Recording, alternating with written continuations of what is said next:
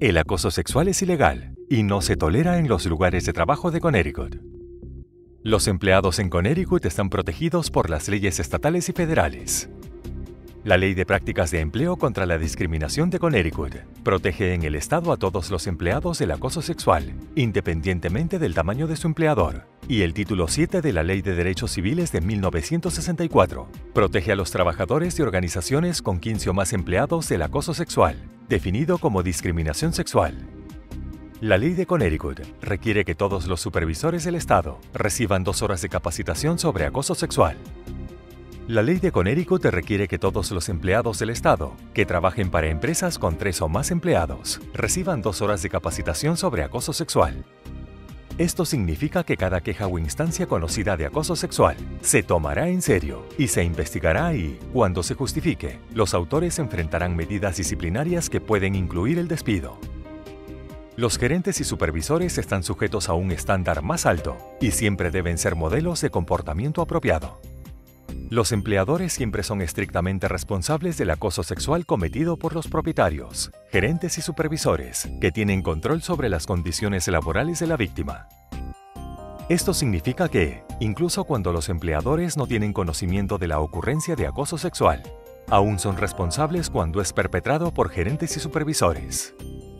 En virtud de la ley de Connecticut, un gerente o supervisor individual puede ser considerado personalmente responsable si ayuda en la supuesta discriminación o acoso, o si actúa en represalia contra alguien que presentó una denuncia por discriminación o acoso. Hay 2 tipos de acoso sexual: quid pro quo y entorno hostil. Quid pro quo ocurre cuando un gerente o supervisor retiene u otorga beneficios laborales en base a favores sexuales.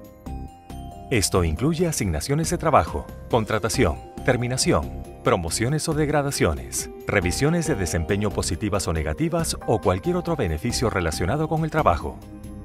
Los gerentes y supervisores están sujetos a un estándar más alto y siempre deben ser modelos de comportamiento apropiado. Por ejemplo, un gerente que bloquea repentinamente la promoción de una empleada subordinada, después de que esta empleada le ha pedido al gerente que deje de frotarle los hombros, podría ser culpable de acoso sexual quid pro quo, a pesar de que no hubo una amenaza verbal de acción laboral adversa. El acoso permanente, como condición de empleo, es otra forma de acoso de quid pro quo. Este tipo de acoso a menudo se ve en los romances de oficina. La conducta sexual consensuada no es ilegal. Sin embargo, existe una delgada línea entre consensuada y no consensuada en una relación entre un gerente y un empleado subordinado. En estas situaciones, se puede hacer sentir al empleado subordinado que es necesario participar en la relación para seguir empleado. Incluso si esta no era la intención del gerente, lo más importante para los tribunales es la percepción del empleado. El acoso sexual duradero como condición de empleo incluso ocurre cuando el gerente no es el acosador. Por ejemplo, es ilegal que un supervisor de un restaurante les diga a los empleados que aguanten comentarios obscenos y toques inapropiados, porque es parte del trabajo de ser un servidor. La mejor manera de evitar el acoso quid pro quo es tomar decisiones objetivas en cuanto al personal y que estén relacionadas con el trabajo, y mantener separadas la vida personal y profesional. En el trabajo, cada decisión debe ser tomada en base a criterios específicos del puesto laboral. El acoso sexual quid pro quo es un delito grave y solo una instancia suele ser suficiente para que un demandante gane una demanda. Un solo error podría acabar con la carrera de un gerente. El hostigamiento en un entorno hostil ocurre cuando un patrón de conducta sexual tiene el propósito o efecto de inferir sustancialmente con el desempeño laboral de un individuo o crear un ambiente de trabajo intimidante, hostil u ofensivo. El acoso sexual no necesita ser de naturaleza sexual. Un patrón de acoso, discriminación o prejuicio en función del género, identidad de género, estatus de transgénero y disforia de género están incluidos dentro de la discriminación sexual, independientemente de si el acoso fue de naturaleza sexual. Connecticut también prohíbe la discriminación basada en el estado civil, la orientación sexual y la identidad, expresión de género. Además, los empleados están protegidos contra el acoso o la discriminación por embarazo, parto o afecciones médicas relacionadas con el embarazo o el parto. Según la ley de Connecticut, los reclamos de discriminación o acoso percibido son ilegales. Esto significa que los empleados están protegidos de conductas no deseadas basadas en una característica protegida que su empleador percibe que tienen, independientemente de si el individuo realmente tiene esa característica. El hostigamiento sexual en un entorno hostil puede ocurrir entre empleados del mismo sexo, entre empleados de diferentes sexos y entre empleados de cualquier rango o posición en una organización. Acosar con bromas, comentarios u otro comportamiento puede crear un ambiente de trabajo hostil, incluso si no están directamente dirigidos a la persona que presenta la queja de acoso. La ley de Connecticut específicamente brinda protección a los no empleados, como contratistas y consultores. Los no empleados incluyen pasantes no remunerados, contratistas independientes y empleados que son contratados por terceros para proporcionar servicios en el lugar de trabajo. Además, el acoso puede ser perpetrado por empleados de terceros, como vendedores, trabajadores de seguridad de instalaciones, visitantes e incluso clientes. La ley de Connecticut establece específicamente que un entorno de trabajo intimidante, hostil u ofensivo ya no se limita a la ubicación física donde se asigna a un empleado para realizar su trabajo. El acoso sexual puede ocurrir en cualquier lugar donde los empleados representen a sus organizaciones, incluidas fiestas de trabajo, cenas con clientes, conferencias, ferias comerciales, llamadas de ventas y eventos de caridad.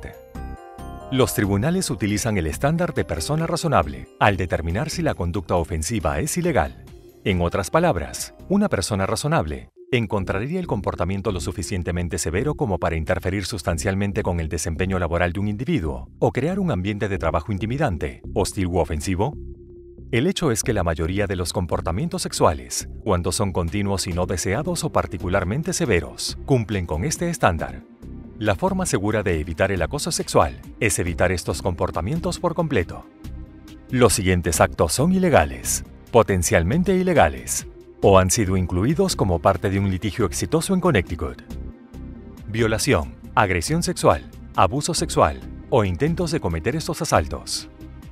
Amenazas, intimidación o bloqueo físico del movimiento o la capacidad de trabajo de una persona. Vandalismo de propiedad personal o profesional, u otro sabotaje del trabajo de un individuo o la capacidad de hacer su trabajo de manera efectiva. Conducta física intencional o no intencional, que es de naturaleza sexual, como tocar, pellizcar, acariciar, agarrar o rozar o golpear el cuerpo de otro empleado. Solicitudes de favores sexuales acompañadas de amenazas implícitas o manifiestas relacionadas con la evaluación del desempeño de la víctima, una promoción u otros beneficios laborales. Presión sutil u obvia para participar en actividades sexuales no deseadas, coqueteos no deseados o solicitudes repetidas de citas. Gestos, ruidos, comentarios, bromas o comentarios de orientación sexual sobre los atributos físicos, la sexualidad o la experiencia sexual de una persona, que son lo suficientemente severos o penetrantes como para crear un ambiente de trabajo hostil. Gritos, insultos e intimidación. Largas miradas y miradas sexualmente sugerentes. Cotillar o difundir rumores sobre temas sexuales o entablar conversaciones sexuales que otros escuchan.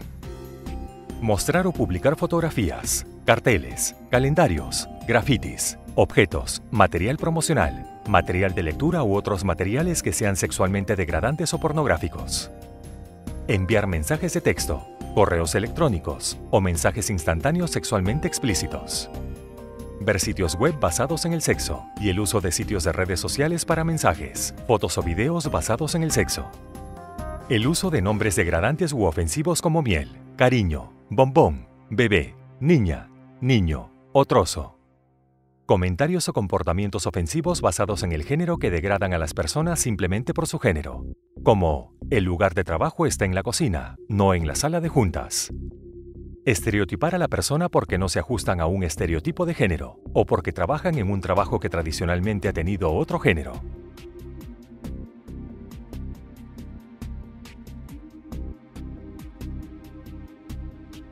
Debido a que los empleadores tienen la obligación de detener el acoso antes de que se vuelva ilegal, se debe alentar a los empleados a que informen casos de comportamiento inapropiado apenas ocurran. Los incidentes de acoso de quid pro quo y acciones severamente inapropiadas, como tocar una parte íntima del cuerpo, amenazas o intimidación, deben ser reportados de inmediato. Cuando los empleadores reciban una denuncia de acoso sexual o tienen conocimiento de un posible acoso, deben realizar una investigación rápida y exhaustiva. Para una conducta menos grave, es útil, pero no es obligatorio, informarles a los acosadores que usted está ofendido por su conducta y que quiere que se detengan. Por eso, los empleados deben informar los casos de comportamiento inapropiado tan pronto como se produzcan. Todas las quejas de acoso sexual recibirán una investigación rápida y exhaustiva, y se le indicará al autor o a los autores que se detengan de inmediato. Cuando un gerente o supervisor tiene conocimiento del acoso sexual, se considera que también es el conocimiento del empleador. Por lo tanto, es fundamental que los gerentes y supervisores denuncien de inmediato las quejas de acoso sexual o cualquier otro comportamiento de acoso a su empleador. Cada queja debe ser reportada independientemente de la opinión del gerente o supervisor sobre su validez, e incluso si el empleado que presenta la queja solicita que no se informe. Lo mismo ocurre con el acoso que los gerentes y supervisores conocen o han observado. Incluso si nadie se queja ni se opone al comportamiento, se debe informar. Los gerentes y supervisores que no denuncien una queja o conocimiento de acoso sexual estarán sujetos a medidas disciplinarias que pueden incluir el despido. Asegúreles a los empleados que todas las quejas de acoso sexual recibirán una investigación rápida y exhaustiva y que se les indicará a los autores que se detengan de inmediato. Los empleados que continúan una conducta inapropiada después de que se les indique que paren están sujetos a formas de disciplina cada vez más graves, que pueden incluir el despido. Si se ignora una queja, se alienta a los empleados a denunciar el acoso a otra persona de la organización, como se describe en la política de acoso sexual.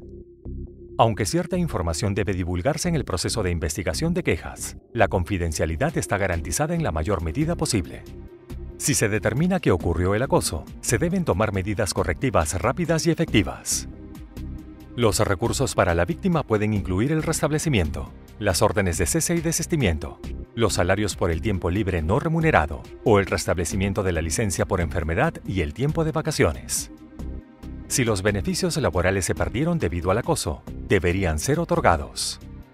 Por ejemplo, si una víctima fue ignorada para un ascenso debido al acoso, un remedio apropiado sería recibir el ascenso y el pago retroactivo, equivalente a lo que se habría ganado en el nuevo puesto.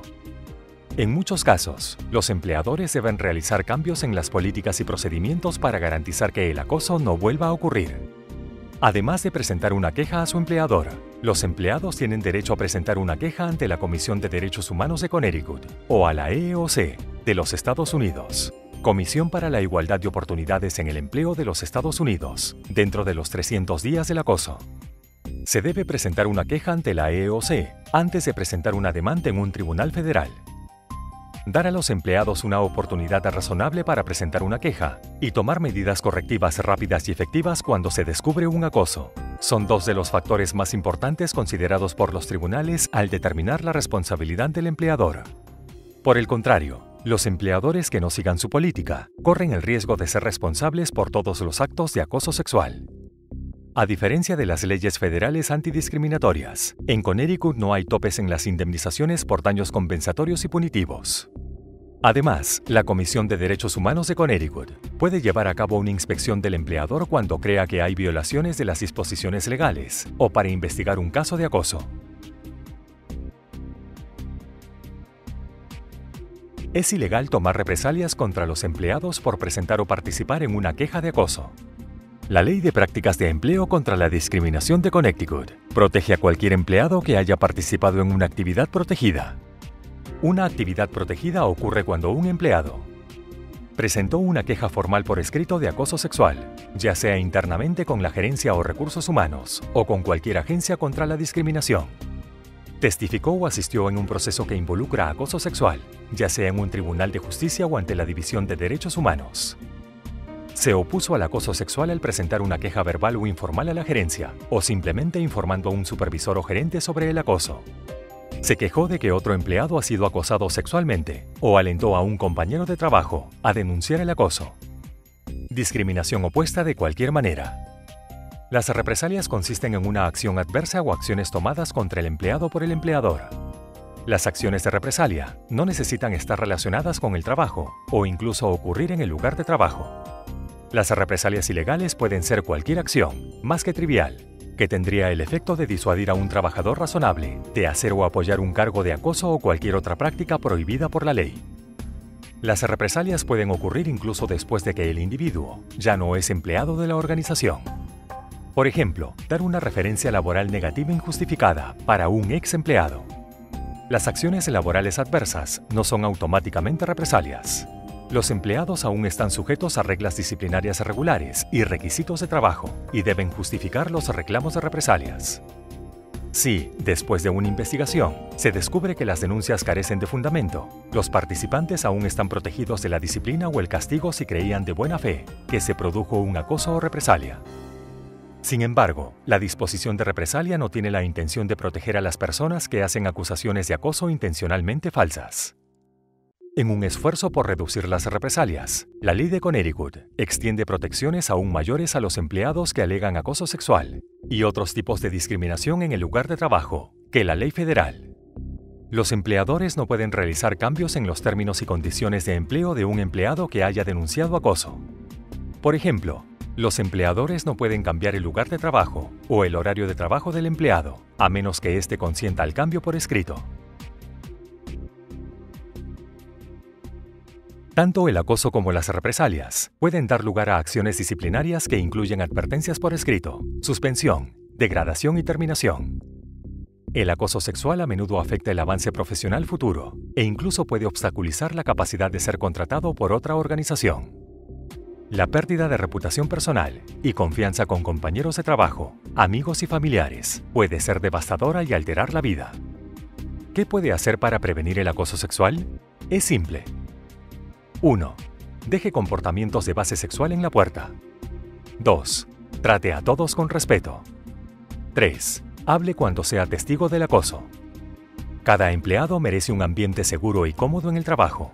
Un lugar de trabajo libre de acoso y miedo y lleno de respeto. Depende de todos hacer su parte para prevenir el acoso.